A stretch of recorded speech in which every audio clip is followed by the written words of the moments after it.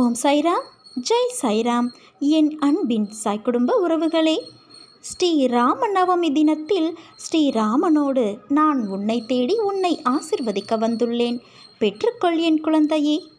மனிதன் உலகில் எப்படி வாழ வேண்டும் என்பதை உணர்த்துவதுதான் வேதங்கள். அதன்படி வாழ்வது சாத்தியமல்ல என்று மக்கள் நினைத்த தருணத்தில் மக்களுள் ஒருவராக இருந்து வேதங்களின் சாரத்தை தினசரி வாழ்க்கையில் வாழ்ந்து உலகத்துக்கு உணர்த்திய அவதாரமே ஸ்ரீராம அவதாரம். ஒரு வில், ஒரு சொல், ஒரு இல் என உலகிற்கு வாழ்ந்து காட்டிய ராமர் பங்குனி மாதம் புனர்பூச நட்சத்திரத்தில் கிருஷ்ணபட்சம நவமி திதியில்தான் ராம அவதாரம் நிகழ்ந்தது. ராமர் அவதரித்த நாள் ராம நவமியாக கொண்டாடப்படுகிறது. இந்த நன்னாளில் ராமனின் பெருமைகளை நாம் அறிந்து கொள்வோம். தர்மம் அழிந்து அதர்மம் தலையெடுக்கும் போதெல்லாம் மண்ணுலகையும் மக்களையும் காக்க மகாவிஷ்ணு அவதாரங்கள் எடுத்தார் என்கின்றன புராணங்கள். இதில் 7வதாக அவதரித்த ராம அவதாரம் மனித அவதாரமாக இருந்ததால் சிறப்பு வாய்ந்ததாக கருதப்படுகிறது. மத்ஸ்ய, கூர்ம, வராக, நரசிம்ம, வாமன, பரசுராம அவதாரம் முதல் 6 அவதாரங்கள்.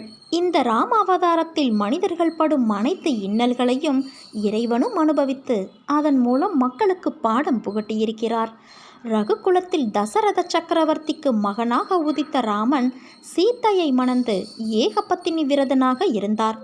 தந்தை செய்து கொடுத்த சத்தியத்தை காப்பாற்றினார். அரக்கன் ராவணனை சம்ஹாரம் செய்து மக்களை காத்தார். இவரது சிறப்புகளை விளக்கும் ராமாயணம் நமது இதிகாசங்களில் ஒன்றாக போற்றப்படுகிறது.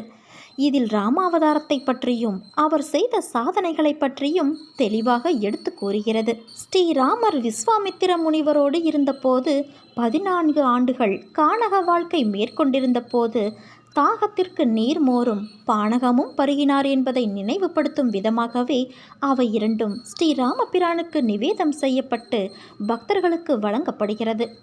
வைஷ்ணவ ஆலயங்களில் ஸ்ரீராமருக்கு பட்டாபிஷேக விழா சிறப்பாக நடைபெறும். ராம நாமமானது அஷ்டாட்சரமான ஓம் நமோ நாராயணாய என்பதில் உள்ள ரா என்ற எழுத்தையும் பஞ்சாட்சரமான நமச்சிவாய என்ற எழுத்தில் ம என்ற எழுத்தையும் சேர்த்து ராம என்றானது.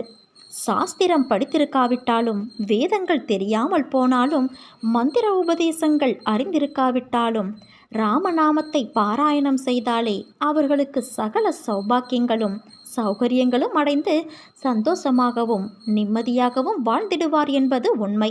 அந்த ராமநாமம் நமக்கு சுபிட்சம் தரும் என்பது வேத வாக்கு. ராமணனை நினைவு கொள்வாய் மனமே, அந்த கோசலை மகனை துதி செய்வாய் தினமே. சித்திரை நவமியில் புனர்பூசத்தில் பிறந்து இத்தரை மாந்தர் வாழ்வில் உய்யவே அவதரித்த அந்த இவ்வளவு எளிமையான இனிமையான இலகுவான ராம மந்திரம் வாழ்வை கடைத்தேற்ற இருக்கையில் நாம் அதை அனுசரித்து கடைப்பிடித்து வாழ்வில் வெற்றியடைய வேண்டும். ஸ்ரீ ராமநாமத்தின் மகிமை பற்றி கூற வேண்டும் என்றால் பல ஆயிரம் கதைகளை கூறலாம். ஆனாலும் ஒரு சிறு கதையை நான் உங்களுக்கு கூறுகிறேன்.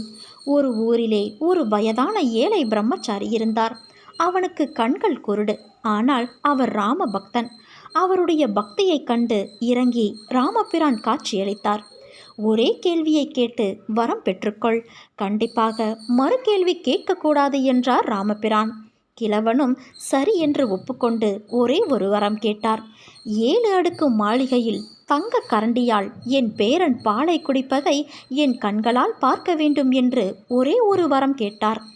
வரம் கொடுத்து ராமபிரானும் சென்று விட்டார். வீடு இல்லாதவனுக்கு வந்துவிட்டது பெரிய மாளிகை. பேரன் பிறக்க வேண்டுமானால் கல்யாணம் முடிக்க வேண்டுமல்லவா? கிழவனுக்கு யார் பெண் கொடுப்பார்கள்?